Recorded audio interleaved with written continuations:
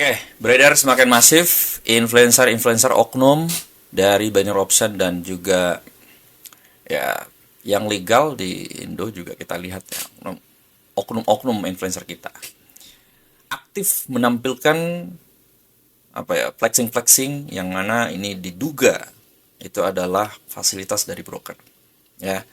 Jadi menampilkan flexing yang pada akhirnya ini akan menimbulkan keresahan, akan menimbulkan impulsif bagi masyarakat Indonesia. Karena mayoritas ya, menurut data memang angka baca kita di Indonesia ini sangat minim sekali. Dan orang malas gitu. Dia hanya tertarik dengan sesuatu yang visual. Ada anak muda Gen Z yang masih muda, yang mereka jual adalah sesuatu yang menarik gitu ya.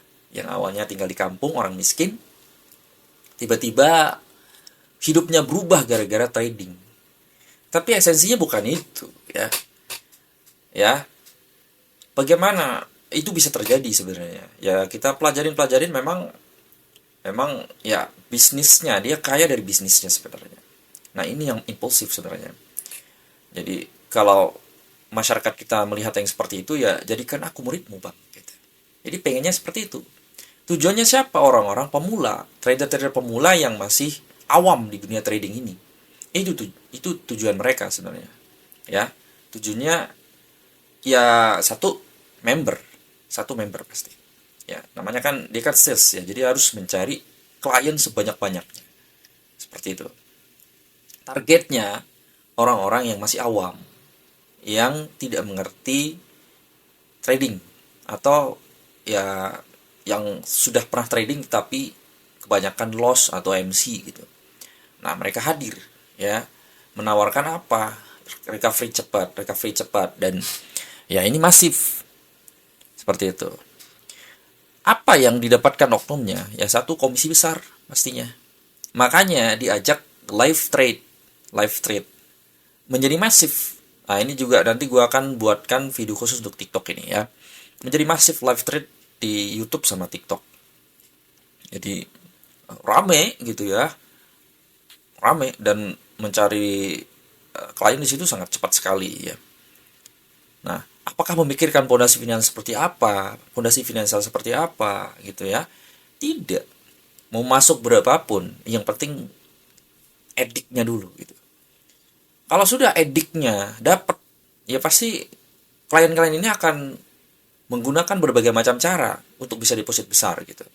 Kenapa? Karena yang diperlihatkan ini adalah akun dummy. Ini diduga ya, akun dummy. Sampai jutaan dolar gitu. Terus gue lihat juga mutasi rekeningnya dipertontonkan juga di situ. Sampai belasan M gitu. Apakah ini pasti? Lagi-lagi gue skeptis ya. Apakah ini benar didapatkan dari tradingnya? Atau memang bisnis tradingnya ya oke lah. Tapi memang apakah benar? Bagaimana kalau ada sebuah entitas yang mentransfer itu lalu diambil lagi? Ya. Karena memang ini bukan rahasia umum, penthouse, sport car dan sebagainya itu bisa dipinjamkan. Bahkan saldo rekening bisa dipinjamkan. Ya. Ini kita coba bicara tentang konspirasi lah ya. Ya, biar teman-teman itu semua pada lebih berpikir kritis gitu. Karena ini sudah terjadi beberapa tahun lalu, yang terlihat kaya segala macam. Ternyata itu iklan-iklan yang kita lihat di binary misalnya, itu bukan harta dia. Nah, ini sesuatu kebohongan besar ya, kebohongan publik yang dilakukan oleh oknum-oknum ini. Ya, apa yang mereka dapatkan sebenarnya? Satu-satunya yang mereka dapatkan adalah komisi besar, bonus. Ya. Tetapi ini sesuatu yang keliru. Kenapa membuat impulsif gitu ya? Sesuatu yang bohong kepada masyarakat. Jadi mereka memahami trading itu, wah, bisa kaya ya dari trading dengan cara seperti itu. Tanpa dia memikirkan fondasi finansialnya. Tanpa dia belajar gitu. Yang penting dia ikut live trabar gitu. Live trabar, pencet-pencet aja. Ini kan bukan trading namanya. Ini pembohongan publik. Iya kan? Orang mau masuk trading itu kan mesti ngerti dulu fondasi finansialnya seperti apa gitu. Kalau lu masih nggak mapan, belum mapan lah ya, lu masuk trading dengan duit terakhir lu gitu, ini masalah bos, masalah. Lu nggak bisa cuma menggantungkan hidup lu di trading, berharap gitu ya, duit usaha lu masukin ke situ, dicemplungin semua duit terakhir, duit macam-macam. Nggak bisa seperti itu trading. Makanya dengan adanya influencer yang menurut gue ini perlu ditertibkan, di apa, tinjau ulang gitu ya, seperti apa ini, perlu diluruskan atau dibina lah, menurut gue sih seperti itu. Dan ini yang gue mau kritik juga, banyak oknum-oknum influencer ini yang dari luar Indonesia juga sekarang berdatangan, dan gue baca-baca memang di sana regulasinya ketat ya, aturannya ketat sehingga tidak bisa berbicara sembarangan. Apalagi ya kita lihat ya, mereka-mereka yang kesini itu memang haluannya itu full margin gitu, dan ini fatal sekali. Kalau orang sudah full margin, apa sih selanjutnya? Depo lagi kan, dia pengen depo lagi full margin. Misalnya ada 10 kali full margin nih, nggak bakal ada yang berhasil. Coba aja, bukan layering loh ya, full margin itu sampai not enough money, pencet aja lot sebesar-besarnya. Mau layering terserah, yang penting kalian sanggup aja pencet-pencet. Dan ini bahaya. Untuk menciptakan apa sih sebenarnya? Edik. Setelah edik, kecanduan, dia akan menggunakan berbagai macam cara, jual mobil, sewa sertifikat rumah, merampok ya, berhutang dan sebagainya. Itu akan dilakukan, yang penting tersalurkan kecanduannya itu. Udah nggak mikirin trading lagi itu. Yang penting tersalurkan gitu. Nah, ini mengerikan ini. Oke, kita bicara ini ya. Korbannya udah ya. Korbannya adalah mereka-mereka yang minim literasi. Ya, yang nggak ngerti, yang suka loss, yang suka MC, yang baru mau belajar trading, dia taunya trading forex dari oknum-oknum ini berbahaya. Kenapa ini menjadi masif ya? Pemerintah kita kurang tegas ya. Pemerintah kita kurang tegas, khususnya SWI ini, Satgas Waspada Indonesia ini harus berperan.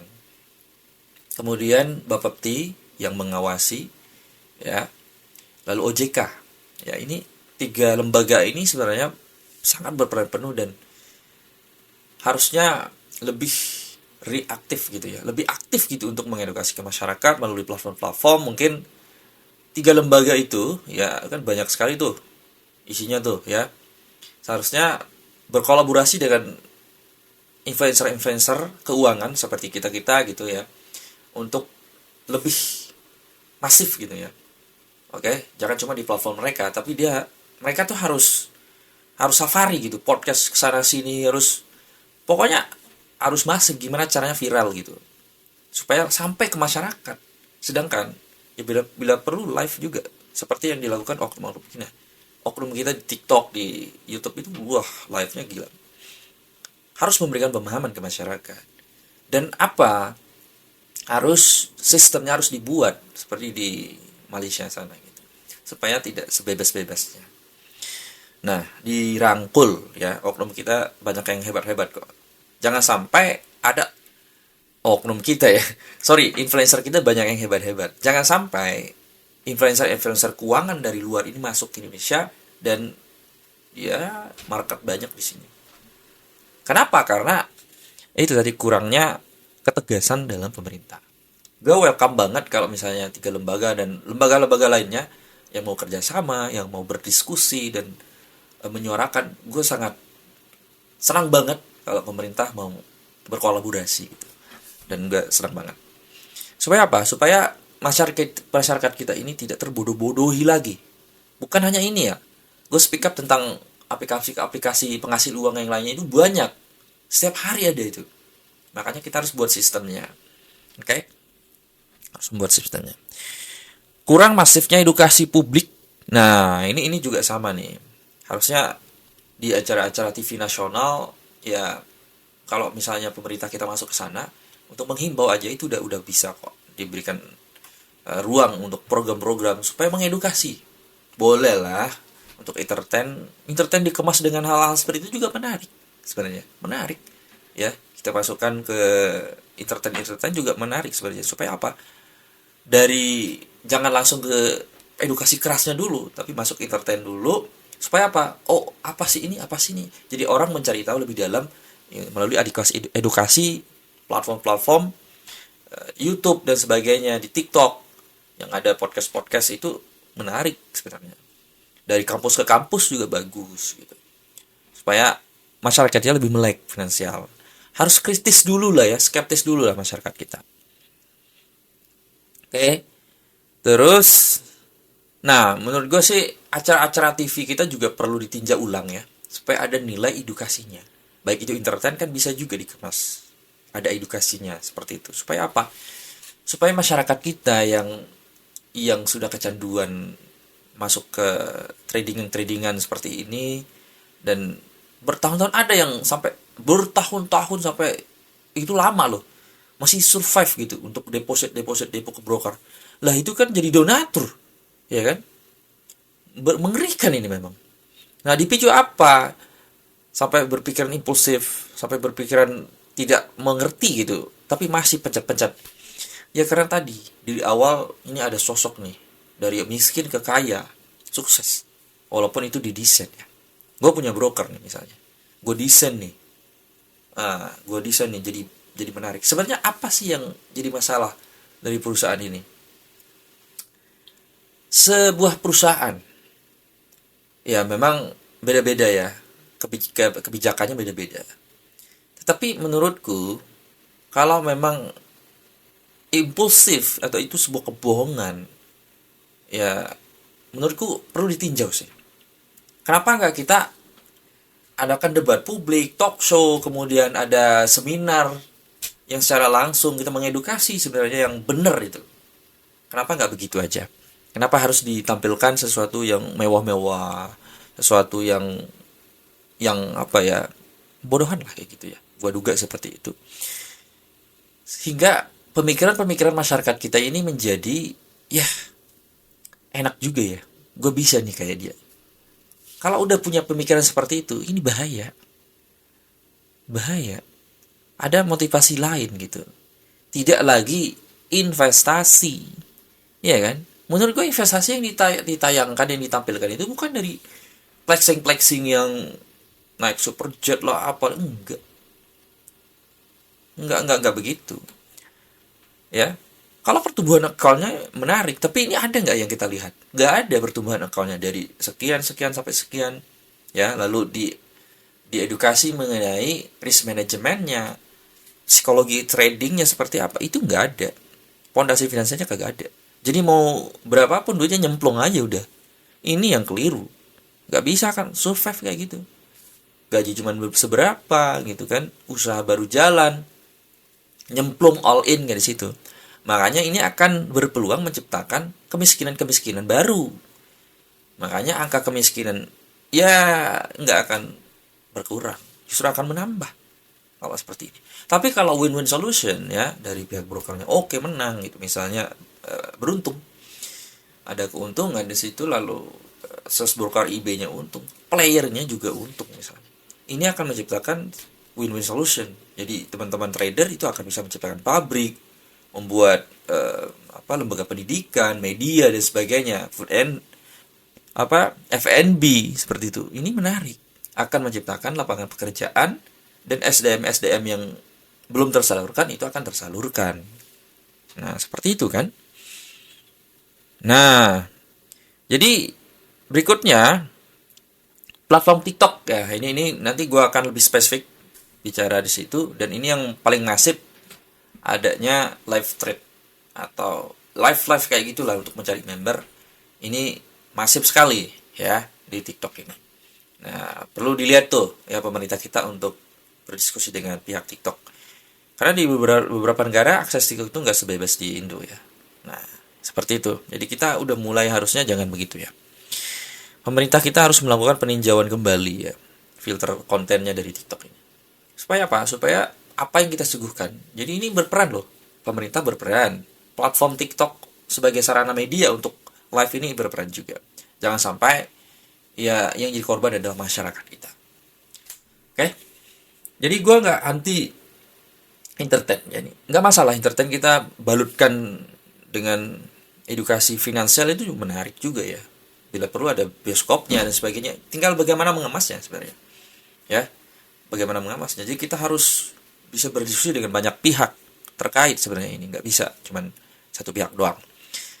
Tujuannya satu sebenarnya, untuk menciptakan ya masyarakat kita yang cerdas, yang berlogika, yang terus skeptis, berpikir gitu, kritis.